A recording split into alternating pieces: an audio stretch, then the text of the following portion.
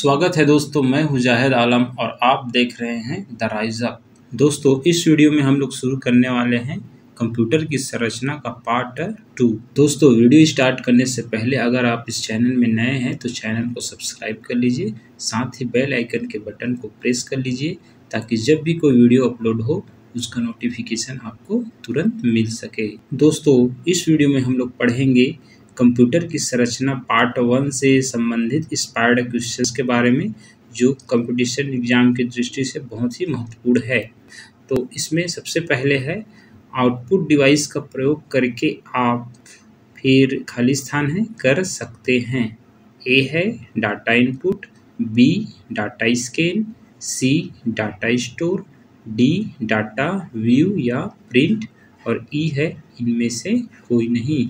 तो इसका right answer है डी व्यू या प्रिंट।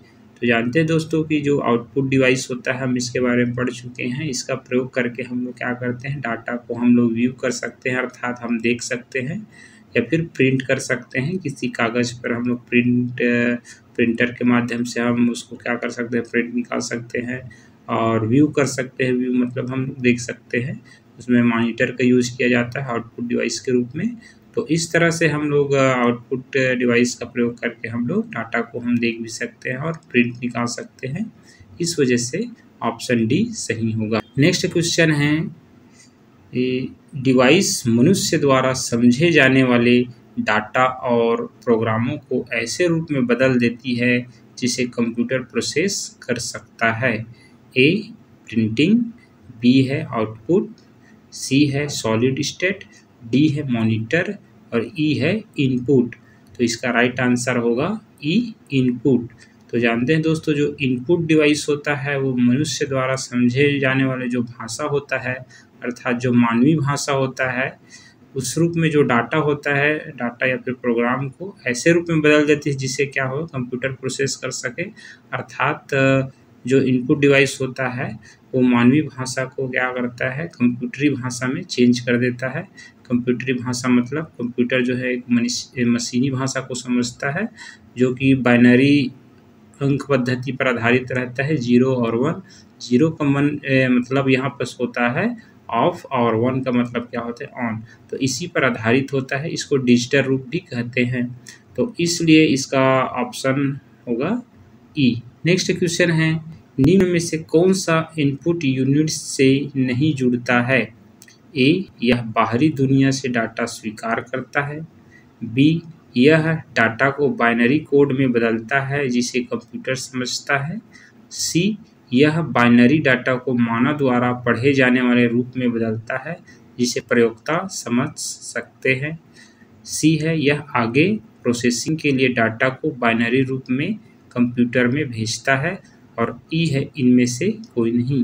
तो इसका राइट आंसर होगा सी, यह बाइनरी डाटा को मानव द्वारा पढ़े जाने वाले रूप में बदलता है जिसे प्रयोक्ता समझ सकते हैं।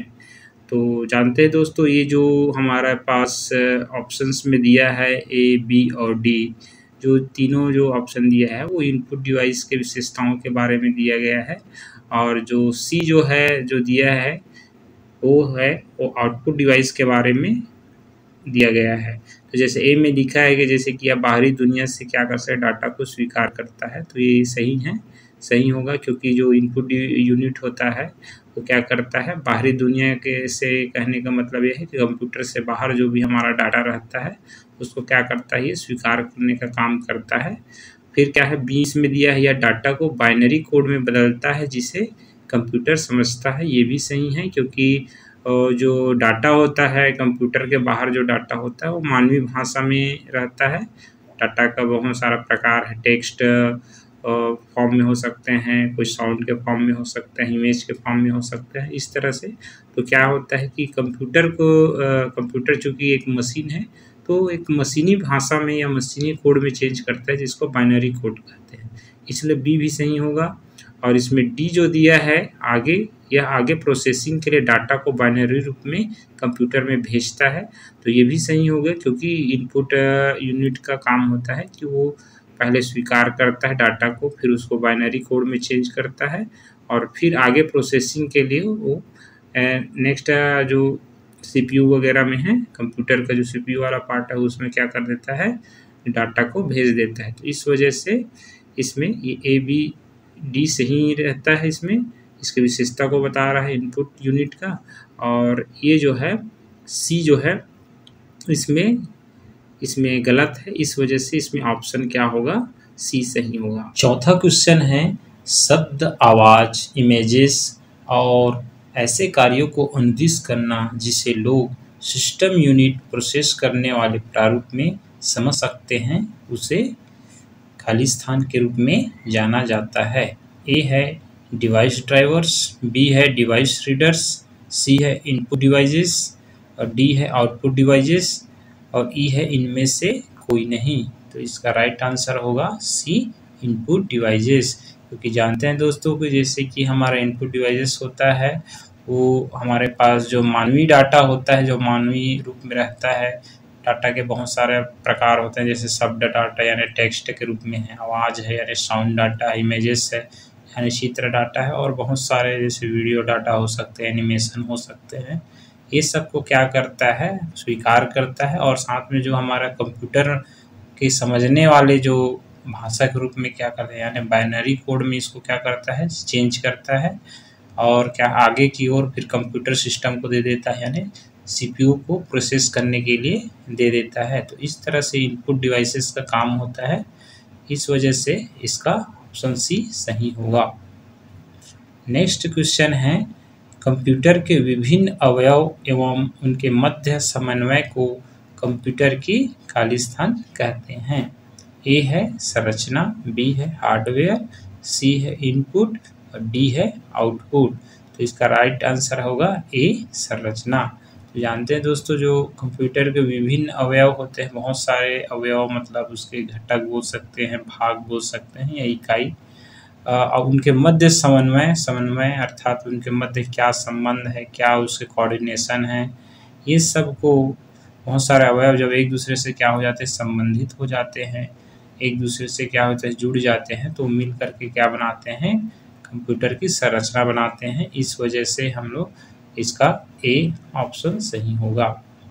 नेक्स्ट क्वेश्चन है वह डिवाइस जो कंप्यूटर में डाटा फीड और एक कंप्यूटर से डाटा स्वीकार कर सकता है कहलाता है। A ALU, B CPU, C input output device और D उपयुक्त सभी। तो इसका राइट आंसर होगा C इनपुट आउटपुट डिवाइस। ये जानते हैं दोस्तों कि जो हमारा इनपुट डिवाइस होता है वो कंप्यूटर में डाटा को फीड करने के लिए अर्थात जो डाटा है उसको प्रविष्ट कराने के लिए यूज किया जाता है। और साथ में जैसे कंप्यूटर से डाटा स्वीकार करना मतलब कंप्यूटर से हम कोई डाटा लेना है उसको हम लोग क्या बोलते हैं, आउटपुट कहते हैं, और ये काम आउटपुट डिवाइस द्वारा होता है। इस वजह से जो हमारा फीड करने का काम और या फिर डाटा को लेने का काम जो है इस तरह से हमारे पास इनपुट आउटपुट डिवाइस द्वारा होता है। इस वजह से ऑप्शन C सही होगा।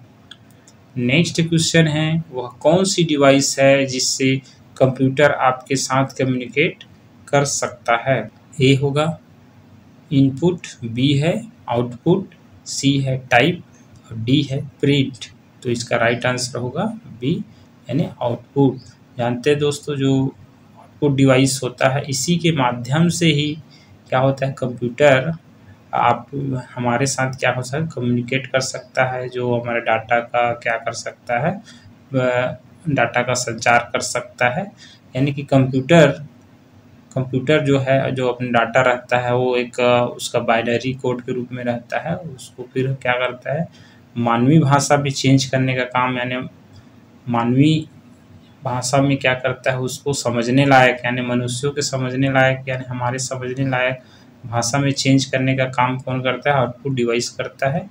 इस वजह से B ऑप्शन सही होगा। नेक्स्ट क्वेश्चन है आउटपुट डिवाइस का उपयोग क्या है। फर्स्ट स्कैन डाटा, सेकेंड है इनपुट डाटा, थर्ड है दृश्य डाटा और फोर्थ है प्रिंट डाटा।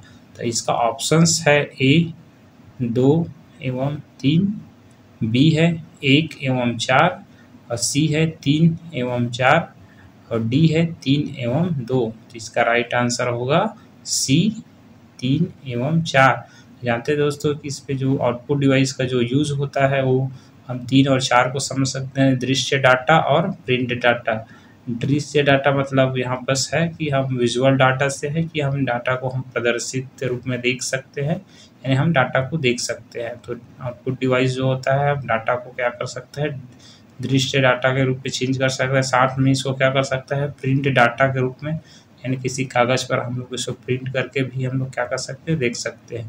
तो इस तरह से ये जो है आउटपुट डिवाइस का यूज़ होता है, दृश्य डाटा और प्रिंट डाटा। इस वजह से ऑप्शन सी सही होगा।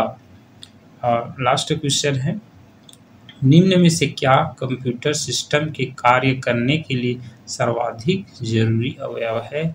ए इनपुट इकाई, बी है आउटपुट इकाई, सी है लॉजिकल यूनिट और डी है मॉनिटर और ई है स्पीकर। तो इसका राइट आंसर है ए इनपुट इकाई। जानते हैं दोस्तों इनपुट इकाई जो है सबसे महत्वपूर्ण अवयव होता है हमारे कंप्यूटर का जो संरचना के निर्माण में इनपुट इकाई का यहाँ बहुत महत्व रहता है। इनपुट इकाई के वजह जिससे हम क्या करते हैं, कोई भी डाटा को सबसे पहले जो हमारा काम होता है इनपुट का काम यहीं से शुरू होता है, इनपुट इकाई से। इसलिए सबसे महत्वपूर्ण अगर अवयव के रूप में कहा जाए तो हमारा इनपुट इकाई को कहा जाएगा, इसलिए ऑप्शन ए सही होगा।